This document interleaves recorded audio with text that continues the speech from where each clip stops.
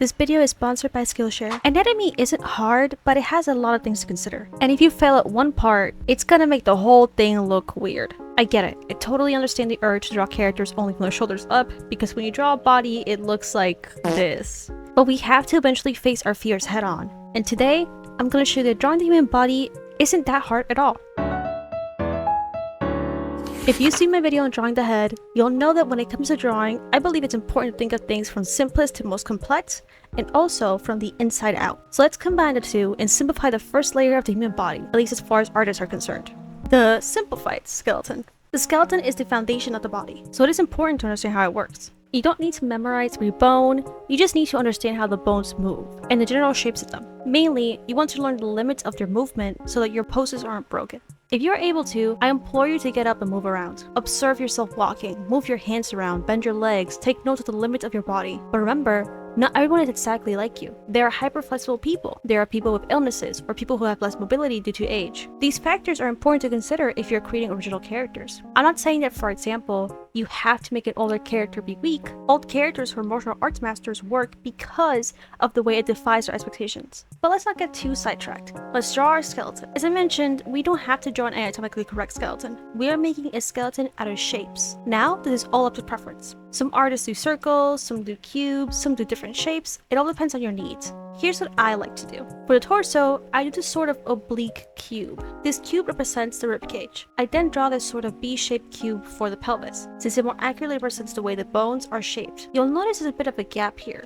That's because this area is occupied by organs and muscles, which I will consider later. And because this area is occupied by soft tissue, it is very bendy. If I connect this ribcage to the pelvis, I would probably feel a bit less comfortable doing more bendy poses, despite them being completely possible. That's just the way that I think. If connecting the two fits your needs, you can do that. I just want to emphasize why I do things so you can make choices for your own reasons, rather than just copying what other people do without fully understanding it, or perhaps even hurting your workflow in the process. Anyway, these are the most important parts of your skeleton. For the arms and legs, you can do cylinders with circles for the joints. Think of action figures or ball jointed dolls. Some people also like doing circles for the shoulders, but I like to draw the shoulder blade, represented by a triangle. I'm gonna get ahead of myself and talk about the muscles for a second. Have you noticed how the pecs get pulled when people move their arms up? Well, the shoulder blades move in a similar way, so I like to draw them so I can consider the movement and ensure my pose is possible. All that's left is the head, which you should already know how to draw, cough cough. But for simplicity's sake, let's just represent it with an oval for now, since that's not our focus. And then for the feet, we can represent the sole with this triangle shape, and the rest of the foot with an inverted triangle. Finally, the fingers can be represented with a polygon for the palms. A lot of artists use squares, and that's fine, but notice how the palm goes up in the middle like this, almost making a house shape? And the fingers can be long cubes or even just lines. We'll worry about them later. I sometimes combine all the fingers and represent them in a blob shape. Editing Gwendolyn here. Sorry for the text-to-speech. I'm currently editing this video in a fast food place since Hurricane Aaron left me without power, and I can't really record in public lol. Don't worry about me, I'm fine. I did want to add some information to this video that I thought was missing from the script, so I'll interject here and there when I find it necessary. I wanted to add that while constructing your skeleton, you should keep in mind the average human proportions, which is 7.5 heads tall and 3 heads wide, or 1 head on each side. With enough practice, you'll be able to eyeball it like it did here. Just goes to show how much artists measure and analyze in their heads, even if you don't see it on the canvas. So make sure to refer to these proportions and everything else I teach you on this channel while drawing. And just like I said in the head video in reference to the artist proportion measurements we use, these can vary from person to person. So your character isn't incorrect if they don't fit these proportions or anything, but they're still really handy to know. And that's it.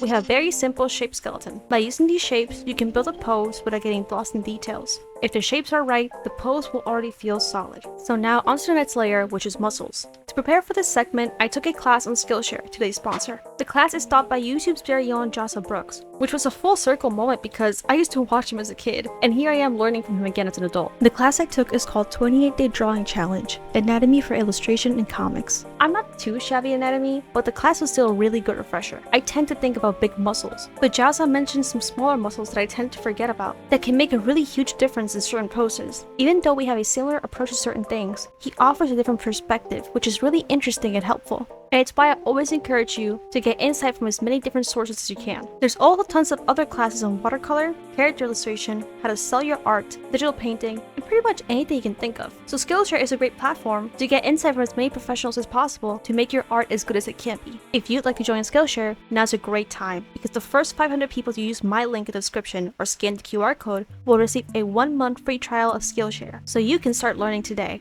risk-free, and maybe discover something that completely changes the way you create. Thank you so much to Skillshare for sponsoring this video. Muscles are the one area where I do recommend looking into medical study charts for. Knowing what muscles connect to where and how they move will be really important. For example, did you know that the pectoral muscles connect to the deltoids? So when you move your arm, it moves your pecs too? Some artists don't know this, so they'll draw square, stationary pecs even if their characters moving their arms, which isn't quite right. Learning how to draw something isn't just learning what lines to put down and what order to get a picture, like some videos may suggest. It's truly understanding all the elements of your subject. I think muscles are relatively simple to understand and memorize for artists though. Everyone knows about abs, pecs, glutes, biceps, and quads, right? They're some of the most prominent and most talked about muscles, but it's still important to learn about the surrounding muscles and how they're shaped. You may think that this isn't important because you don't draw muscular characters, but you have to consider that muscles sit on top of your bones and under your body fat. Quick trigger warning, I will be discussing numbers related to weight. If this is a sensitive topic for you, please make use of the chapters feature to skip to the next section of the video, or skip to the timestamp on screen. When drawing, you're usually thinking of bones, muscles, and body fat at the same time, because all of these can be visible under your skin at the same time. I think the best way to learn about all the intricacies of these elements and how they interact is looking at body fat percentage charts, like this one. These charts aren't comprehensive because different people have different amounts of muscle mass, they may store fat in different places, they may work out certain areas more than others, but they are a good starting off point. Here I have a chart of the male body percentages, and here I have a model of the human muscles. Body fat sits on top of your muscles, which are connected to the bones via tendons. When you have a low body fat percentage, you start to see very clear lines or dips around the muscles and the bones. That's because you have a smaller amount of space between the skin and the muscles. When you have a very low body fat, you even start to see things like veins and dips in the muscle fibers. When you increase the body fat, you'll notice those lines begin to soften, and depending on your genetics, diet, or routine, different areas fill up more than others. I just mentioned these charts aren't always accurate, so take this with a grain of salt. But notice how the gentleman on the left has a fuller, softer chest than the gentleman on the right, despite apparently having a lower body fat percentage. Maybe he has higher muscle mass on his chest and enough body fat to not show bones or fibers, whereas the guy on the right has significantly less muscle mass, and despite having more body fat,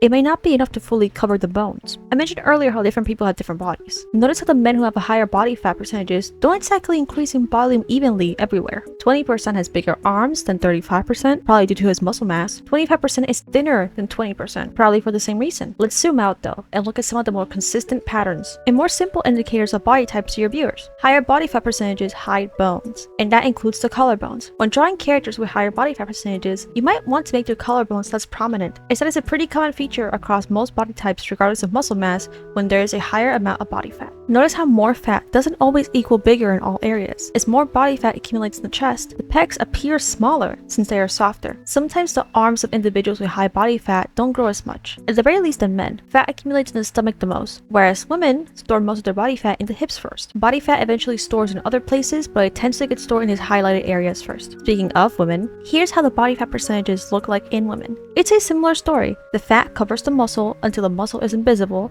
and eventually the areas that store the most fat, like the hips and stomach, begin to grow. These details are good to keep in mind when creating characters and drawing different body types. Remember, art is sometimes just indicators. If I draw a bust where you can't see the character's body, I can still communicate the character's body type by giving them a sharp jawline and defined collarbones, or maybe even defined traps. Or I could give them a softer jawline, or a double chin, and soft or invisible collarbones. Beginners tend to think in icons. For example, this is the icon of an eye. A lot of beginners when drawing side profiles will draw the eye like this, because this doesn't resemble the icon, so it scares beginners. When drawing different body types, some may resort to icons too. They'll draw a plus size character with a slightly bigger stomach and call it a day, or a muscular character with bumpy arms, when you could use indicator to communicate more about your character. I talk about trusting your viewers in my art critique video, but to repeat myself, I mentioned how you have to give your viewers the tools to understand your piece and trust that they'll understand what you meant. You can't see this character's stomach, but I trust you understand that she's plus size because I drew certain indicators like the soft jaw, the soft collarbones, and larger arms. And you can tell this character is muscular even though his shirt isn't vacuum sealed to his abs, because a prominent chest like this is usually only possible with low body fat and high muscle mass. Knowing these things will help a lot, and observing from real life is the greatest way to learn. For example, from my observations, I've noticed how different hands look when the subject has different body fat percentages, and also how the joints like the knees and elbows look. I wanted to add a few more observations here before moving on to the next point.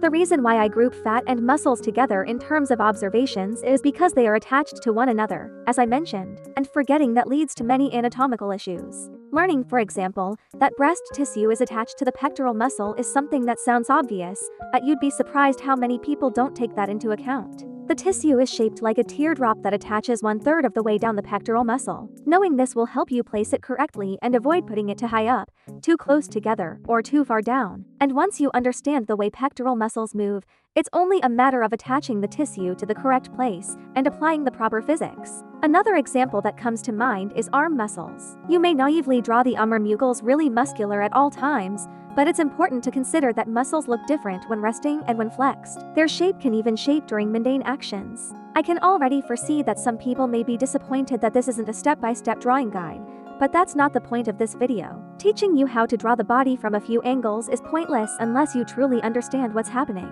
And I also don't know what your art style or goals are, so I want to give you the tools and guidance to gain an understanding of anatomy that will benefit you for life, instead of teaching you how to draw one picture, because true understanding will benefit you no matter your art style. These intricacies are very important to understand so your characters are as accurate to real life as possible, and I believe every kind of human body deserves to be represented with care and accuracy. I hope I didn't lose you there. I know that was a lot, but to summarize, everyone has muscles, so it's really important to understand them even if they aren't visible on your character. Body fat is really important to understand as well, especially understanding where it gets stored. For men, it goes in the stomach first, and for women, it goes in the hips first. Of course, this may vary from person to person. More body fat doesn't always mean bigger or the appearance of bigger. It may mean softer, as it covers up the bumps created by the bones and the muscles. Now before I move on to the next layer, I want to briefly mention skin, and note that people's skin has discoloration, wrinkles, scars, burn marks, moles, freckles, loose skin. There are many elements to consider when it comes to skin. As the outermost layer, it is in some ways the most important since it is the one that people are actually going to see. It's ironic I say that since I'm not going to discuss it much in this video, but I did want to bring it up. Okay, we're done with layers, it's time to talk about artist stuff. The first one I want to discuss is gesture. For gesture, I want you to take all you've learned and forget about it.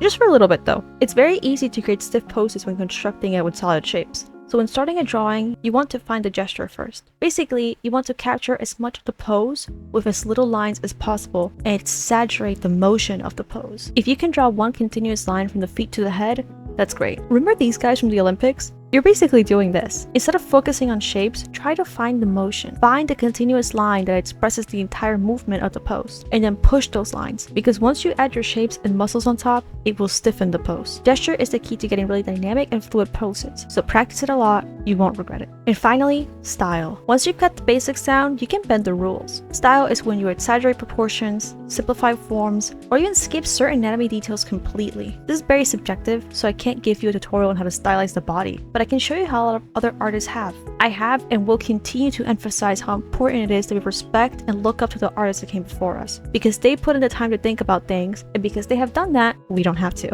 A lot of characters we see in anime, cartoons, movies, and video games have gone through so many people with tons of experience, and they landed on that character for a reason. So we can borrow some of the elements we like. I'm kidding, this is completely fine as long as we don't fully rip off someone's work. Being derivative is certainly human, but be careful to not be too inspired by only one thing, because not only is it a bit lazy and disrespectful, to put it bluntly, the only thing you can really do if you copy one thing too closely is make an inferior version of it. So let's not copy from one source, please. By borrowing or copying things that others have already thought about, I mean, for example, since this is an anatomy video, have you ever noticed how many cartoon characters have 4 fingers? This has been a thing for over a century at this point. The reasons for it included 5 fingers are too detailed and ruins the random silhouettes of characters, and it's harder to animate. Though this isn't a rule, there's ways around it, like having a sharp blocky style, which makes the fingers look less out of place. And speaking of this style, look at those legs. They've completely skipped over practically every detail of the legs, but they still look really cool. Look at this character's face.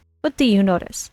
That tiny line is her nose, and she also doesn't have lips. She has these huge eyes that are kinda a bit too far apart as well. These style features are really popular in anime, especially ones that feature cute characters. You'll notice more serious anime like Monster feature characters with more realistic proportions, such as noses, lips, and smaller eyes. What I'm getting at here is that there are some cheat codes for stylizing your work, and that cheat code is to enjoy as many people's art as possible. Again, please don't just copy from one source. See everything that's out there, and you will naturally pick up on dozens of different style choices that you can apply to your work until one day you have something that's uniquely yours. Don't force a style. I promise it will just happen. That's about all I had to say on anatomy for today. Are you ready for your quiz? Where do men primarily store fat? The stomach. Where do women primarily store fat? The hips. What do you primarily capture with gesture? The motion of a pose. What are the layers of the body as far as artists are concerned? Bones, muscles, fat, and skin. What do we make our skeletons out of in art? Shapes. Whatever shapes work for your needs, but boxes and cylinders are pretty popular choices. Can you see bones on someone with high body fat? Potentially. Usually bones get covered by body fat, but everyone's body is different, and that fat may be stored in areas that don't obscure the bones. Okay, quiz over. How'd you do? Today's homework is to go on a site like Line of Action and draw as many bodies as you can, following the workflow of gesture, skeleton, and then while keeping in mind what I taught you about muscles, body fat, and skin, draw the rest of the body. I have a YouTube short where I do the exact thing, which I showed earlier, but I'll show it again. I can make more of these if you need some guidance on what to do, so subscribe to see those. I know I said on my head video that my next video will be about hair, but that proved far too complicated to make in 1 week, but I promise that video is coming. I've just been rewriting the script to make sure that I can explain hair in the best way possible. Okay, that's it for today. Thanks again to Skillshare for sponsoring this video, and thank you guys for 14K subs. I'll see you next time.